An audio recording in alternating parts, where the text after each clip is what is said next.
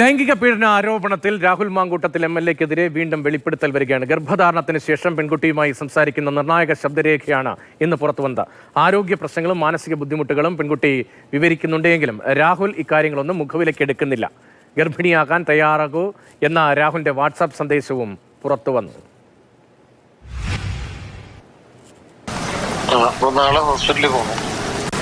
Doctor അറിയാം, അമ്മയ്ക്കൊക്കെ അറിയുന്ന ഡോക്ടറാണ്. എനിക്കൊരു പേടിയുണ്ട് അവിടേക്ക് പോകാൻ. എനിക്കാകെ വയ്യാണ്ടിരിക്കുകയാണ്. വയ്യാണ്ടിരിക്കാന്ന് വെച്ച് കഴിഞ്ഞാൽ എനിക്ക് വൊമിറ്റിംഗ് ഉണ്ട്, എനിക്ക് കുറച്ച് പ്രശ്നങ്ങളുണ്ട് അതിനകത്ത്. എന്റെ പൊന്നു സുഹൃത്തെ, താൻ ആദ്യം ഒന്ന് റിയലിസ്റ്റിക് ആയിട്ട് ഈ ഡ്രാമ കാണിക്കുന്നവരെനിക്ക് എന്ത് ഡ്രാമ എന്നാണ് പറയുന്നത്? എനിക്ക് വയ്യാണ്ടിരിക്കാൻ ഞാൻ എല്ലാവരും ശ്രദ്ധിക്കുന്നുണ്ടെന്ന് വീട്ടിൽ പോയിട്ട് എനിക്ക് അമ്മയെ കണ്ടിട്ട് കരച്ചിൽ സഹിക്കാൻ പറ്റുന്നില്ല. ഞാൻ നിന്നോട് ഇന്നുകൊണ്ട് ലോകം അവസാനിക്കാൻ പോവല്ലോ. എനിക്കൊരു സമയം ഇവളുടെ കൂടാണ് നീ നിന്റെ കാര്യങ്ങളൊക്കെ ചെയ്തു പോകുന്നു. പിന്നെ ഞാൻ എന്താ അതിനെ പറ്റി ബോധനാകുന്നു? പിന്നെ ഇന്ന് ഞാൻ ചോദിച്ചപ്പോ മാത്രം എനിക്ക് ഉറക്കെ വിളിക്കാൻ വയ്യാഞ്ഞിട്ടാണ് ഞാൻ പതുക്കെ സംസാരിക്കുന്നത്. എനിക്ക് ഒരുപാട് ആരോഗ്യ പ്രശ്നങ്ങളുണ്ട്. ഭക്ഷണം കഴിക്കാൻ പറ്റുന്നില്ല മര്യാദയ്ക്ക്. എന്താ പറയാ, സ്മെല്ലൊന്നും എനിക്ക് അത്രയ്ക്ക് പിടിക്കുന്നില്ല.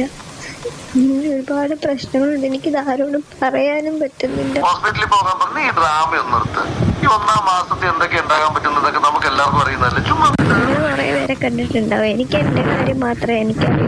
ആദ്യത്തെ മാസം അങ്ങനെയാണോ ഇങ്ങനെയാണോ എന്നൊക്കെ എന്നിട്ടല്ലേ ബാക്കി കാര്യങ്ങൾ. എന്തിനാണ് ഇങ്ങനൊരു മാറ്റം വരുന്നത്?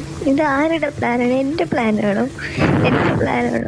ആർക്കാണ് കുഞ്ഞിനെ വേണം എന്ന് പറഞ്ഞുകൊണ്ടിരുന്നത്? ഞാനാണോ? പിന്നെ നിങ്ങൾ എന്തിനാണ് ഈ ലാസ്റ്റ് മൊമെന്റിൽ ഇങ്ങനെ മാറുന്നത്? നിങ്ങൾ എന്തിനാണ് എന്നെ ഇങ്ങനെ കൊല്ല ചെയ്യുന്നത്?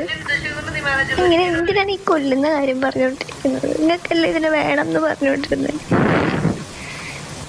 എനിക്ക് പറ്റുമെന്ന് തോന്നുന്നില്ല.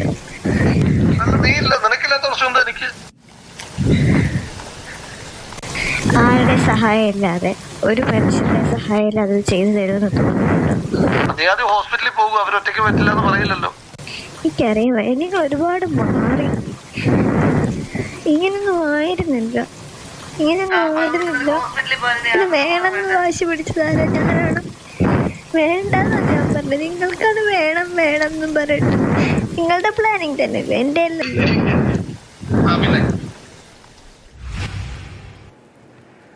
ഈ ഓഡിയോ സന്ദേശം പുറത്തു വന്നതിന് പിന്നാലെ രാഹുൽ മാധ്യമങ്ങളോട് സംസാരിച്ചു. ഓഡിയോ സന്ദേശം പക്ഷേ തന്റേതല്ല എന്ന് രാഹുൽ മാങ്കൂട്ടത്തിൽ നിഷേധിച്ചില്ല. നിയമവിരുദ്ധമായി ഒന്നും ചെയ്തിട്ടില്ലെന്നും അന്വേഷണത്തോട് സഹകരിക്കുമെന്നും രാഹുൽ ആവർത്തിക്കുന്നു. ഇത് തന്നെയല്ലേ നിങ്ങൾ തിരിച്ചും മറിച്ച് കഴിഞ്ഞ് 3 മാസമായിട്ട് പറഞ്ഞുകൊണ്ടിരിക്കുന്നത്? പുതിയതായിട്ടൊന്നും പറഞ്ഞില്ലല്ലോ. ഇത് തന്നെയാണ് നിങ്ങൾ തിരിച്ചും മറിച്ചും കഴിഞ്ഞ 3 മാസമായിട്ട് പറഞ്ഞുകൊണ്ടിരിക്കുന്നത്. ഈ 3 മാസമായിട്ട് ഞാൻ പറയുന്ന കാര്യങ്ങൾ തന്നെ എനിക്കിന്നും പറയാനുള്ളൂ. ഒരു അന്വേഷണം, നിങ്ങളുടെയൊക്കെ കൂടി താല്പര്യപ്രകാരം ഒരു അന്വേഷണം നടക്കുന്നുണ്ട്. ആ അന്വേഷണത്തോട് എല്ലാ രീതിയിലും സഹകരിക്കുമെന്ന് ഞാൻ പറഞ്ഞിട്ടുണ്ട്. ആ അന്വേഷണം മുന്നോട്ട് പോകട്ടെ. ആ അന്വേഷണം മുന്നോട്ട് പോയതിന് ശേഷം അതിൻ്റെ ഒരു ഘട്ടം കഴിയുമ്പോൾ എനിക്ക് പറയാനുള്ളത് ഞാൻ പറഞ്ഞു കൊടുക്കാം. ഈ രാജ്യത്തെ ഏതെങ്കിലും ഒരു നിയമത്തിന് വിരുദ്ധമായി ഞാനൊരു പ്രവൃത്തിയും ചെയ്തിട്ടില്ല എന്ന് ഉത്തമമായ വിശ്വാസമുള്ള ഒരു പൗരൻ എന്ന നിലയിൽ ഞാൻ ആവർത്തിക്കുന്നു. ഞാൻ നിയമപരമായി പോരാട്ടം നടത്തും ഈ വിഷയവുമായി ബന്ധപ്പെട്ട്. അതെപ്പോൾ നടത്തണം, എങ്ങനെ നടത്തണമെന്ന് ഞാൻ തീരുമാനിച്ചു. അനന്തകൃഷ്ണൻ വിവരങ്ങളുമായി തിരുവനന്തപുരത്ത് ചേർന്നു. അനന്തൻ, നേരത്തെ ഈ വിഷയം വലിയ തോതിൽ ചർച്ച ചെയ്യപ്പെട്ടതാണ്. പിന്നാലെ രാഹുലിനെതിരെ പാർട്ടി നടപടി വന്നു. ഇപ്പോൾ പുതിയ ശബ്ദം കൂടി പുറത്തു വരുമ്പോൾ, ഈ സംഭാഷണം കൂടി പുറത്തു വരുമ്പോൾ സാഹചര്യങ്ങളുടെ ഗൗരവം കുറെ കൂടി വർദ്ധിക്കുകയല്ലേ? കേസിനുള്ള സാധ്യത എത്രത്തോളമുണ്ട്? രതീഷ്, ഏതാണ്ട് കുറച്ച് നാളുകൾക്ക് മുൻപ്, ഒരു 1-2 മാസങ്ങൾക്ക് മുമ്പാണ് രാഹുൽ മാങ്കൂട്ടത്തിനെതിരെ ഒരു ശബ്ദരേഖ പുറത്തു വന്നത്. അതുമായി ബന്ധപ്പെട്ട് വലിയ വിവാദമുണ്ടാകുകയും സംഘടനാ തലത്തിൽ രാഹുൽ മാങ്കൂട്ടത്തിനെതിരെ നടപടി ഉണ്ടാകുകയും ചെയ്തു. കൂടാതെ 5 മൂന്നാം കക്ഷികളുടെ പരാതിയിൽ രാഹുൽ മാങ്കൂട്ടത്തിനെതിരെ ഒരു FIR രജിസ്റ്റർ ചെയ്യുകയും ചെയ്തു. ആ FIRൽ രാഹുൽ മാങ്കൂട്ടത്തിനെതിരെ സ്ത്രീകളെ പിന്തുടർന്ന് ശല്യം ചെയ്യുന്നതിനുള്ള കേസുകളാണ് എടുത്തിരുന്നത്. പക്ഷേ ഈ ശബ്ദരേഖയുമായി ബന്ധപ്പെട്ട് ക്രൈംബ്രാഞ്ച് അന്വേഷണം നടത്തി. ശബ്ദരേഖയുടെ ഉടമ, ആ പെൺകുട്ടി ആരാണ് എന്ന് കണ്ടെത്തി.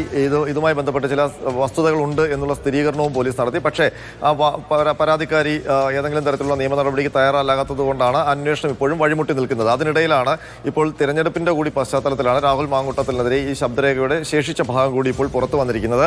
ആദ്യം വന്ന ശബ്ദരേഖയേക്കാൾ കുറച്ചുകൂടി ഗൗരവം അർഹിക്കുന്ന കാര്യങ്ങളാണ്, കുറച്ചുകൂടി ഒഫൻസീവാണ് ഇപ്പോൾ വന്ന ഈ ശബ്ദരേഖയിലെ വിശദാംശങ്ങൾ. കാരണം ആ പെൺകുട്ടി രാഹുൽ എന്ന് പറയുന്ന ആ ശബ്ദവും തമ്മിലുള്ള സംസാരം, അതിനു മുമ്പ് ഒരു ചാറ്റുമുണ്ട്.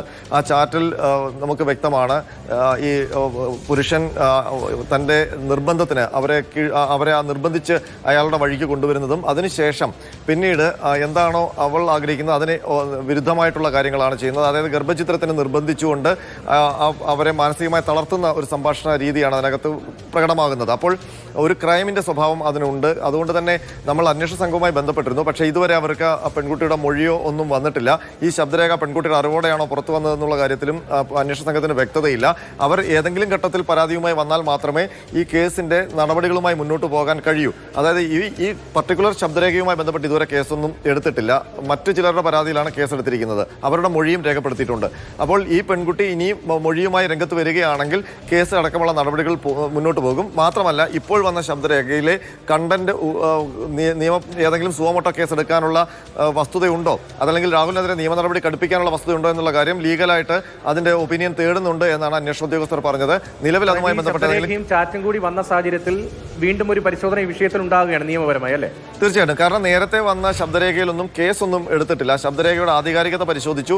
മാത്രമല്ല, അതിനകത്ത് ശബ്ദരേഖയിലുണ്ട് എന്ന് പറയുന്ന സ്ത്രീയെ കണ്ടെത്തി എന്നുള്ള വിവരമാണ് നമുക്ക് അന്വേഷണ സംഘത്തിൽ നിന്ന് ലഭിക്കുന്നത്. അവരെ കണ്ടെത്തി, അവരെ നേരിട്ട് സംസാരിച്ചു. നമ്മൾ മനസ്സിലാക്കുന്നതനുസരിച്ച് ഒരു IPS ഉദ്യോഗസ്ഥർ തന്നെ അവരുമായിട്ട് സംസാരിക്കുകയും അവർക്ക് ഏതെങ്കിലും തരത്തിലുള്ള ഭീഷണി ഉള്ളത് കൊണ്ടാണ് അവർ മാറി നിൽക്കുന്നതെങ്കിൽ അത് വേണ്ട, അവർക്ക് പൂർണ്ണമായ സംരക്ഷണം നൽകാം, സർക്കാർ ഒരുക്കമാണ് എന്നൊക്കെയുള്ള കാര്യങ്ങൾ അറിയിക്കുകയും ഒക്കെ ചെയ്തിട്ടുണ്ട് എന്നാണ് നമുക്ക് മനസ്സിലാക്കാൻ കഴിയുന്നത്. പക്ഷേ എന്നിട്ട് പോലും ഒരു പരാതിയുമായി അവർ രംഗത്ത് വന്നില്ല. അണിയറയിൽ പറഞ്ഞു കേൾക്കുന്നത് ഈ ആരോപണ വിധേയനും അവരുമായിട്ട് ചില തീർപ്പുകളിലെത്തി എന്നൊക്കെയുള്ള അണിയറ സംഭാഷണങ്ങളുണ്ട്. പക്ഷേ ഇപ്പോൾ ഇത് തെരഞ്ഞെടുപ്പുമായി ബന്ധപ്പെടുത്തിയാണ് രാഹുൽ മാങ്കൂട്ടത്തിൽ ഇതിനെ പ്രതിരോധിക്കുന്നത്. പക്ഷേ എത്ര ദിവസം പ്രതിരോധിക്കാൻ കഴിയും എന്നുള്ളത് ഈ പെൺകുട്ടി പരാതിയുമായി രംഗത്ത് വരുന്നത് പോലെ ഇരിക്കും.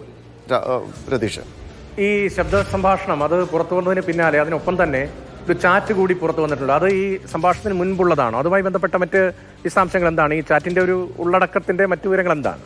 ഈ ചാറ്റിന്റെ ടെക്സ്റ്റ് നമ്മൾ പരിശോധിക്കുമ്പോൾ അത് ഇപ്പോൾ പുറത്തു വന്ന ശബ്ദരേഖയ്ക്ക് മുൻപുള്ളതാണ്. അതായത് ഇവർ രാഹുൽ മാങ്കൂട്ടത്തിൽ തന്റെ താല്പര്യം അറിയിക്കുന്നതും അപ്പോൾ അതിന് ആ പെൺകുട്ടി മറിച്ചൊരു കാര്യങ്ങൾ പറയുന്നതും, എന്നാൽ തന്റെ ആവശ്യം ഒരു കുഞ്ഞാണ് എന്ന് പറയുകയും ഒക്കെ ചെയ്യുന്നതാണ്. അപ്പോൾ ഒരു കുഞ്ഞാണ് തന്റെ ആവശ്യം എന്ന് രാഹുൽ മാങ്കൂട്ടത്തിലിന്റെ പേരിലുള്ള അല്ലെങ്കിൽ ആ ചാറ്റ് വ്യക്തമാക്കുന്നു. അതിനുശേഷം ശബ്ദരേഖ വരുമ്പോൾ ഈ പറയുന്ന ആൾ തനിക്ക് കുഞ്ഞ് വേണ്ട എന്നുള്ള നിലപാടെടുക്കുകയും അവരുടെ ശാരീരിക ബുദ്ധിമുട്ടുകളെ പോലും പരിഗണിക്കാതെ ഒരു അബോർഷൻ നിർബന്ധിക്കുകയും ചെയ്യുന്ന രീതിയിലാണ് ശബ്ദരേഖ പുറത്തു വന്നിരിക്കുന്നത്. അതുകൊണ്ടാണ് ഇതിനകത്ത് ഒരു സ്ത്രീയെ ചൂഷണം ചെയ്തു എന്ന് നമുക്ക് വ്യാഖ്യാനിക്കാൻ പറ്റുന്ന രീതിയിൽ, നിയമപരമായി വ്യാഖ്യാനിക്കാൻ പറ്റുന്ന രീതിയിൽ ആ ശബ്ദരേഖയിൽ കണ്ടന്റ് ഉണ്ട് എന്ന് പറയുന്നത്. പക്ഷേ ഇപ്പോഴും വാദിയില്ലാത്തത് കൊണ്ട് തന്നെ പരാതിയുമായി മുന്നോട്ട് പോകാൻ അല്ലെങ്കിൽ അന്വേഷണവുമായി മുന്നോട്ട് പോകാൻ ക്രൈംബ്രാഞ്ചിന് ബുദ്ധിമുട്ടുണ്ട്. പക്ഷേ അവർ ഇപ്പോൾ ഈ ശബ്ദരേഖ വാദിയുടെ അറിവോടെയാണ് പുറത്തു വന്നെങ്കിൽ സ്വാഭാവികമായിട്ടും അവർ പരാതിയുമായി വരും എന്നുള്ളൊരു അല്ലെങ്കിൽ മൊഴി നൽകും എന്നുള്ളൊരു പ്രതീക്ഷയിലാണ് അന്വേഷണ സംഘം ഉള്ളത്. അതുകൊണ്ട് അവർ നിയമപരമായ നടപടിക്ക് വേണ്ടി കാത്തിരിക്കുകയാണ്.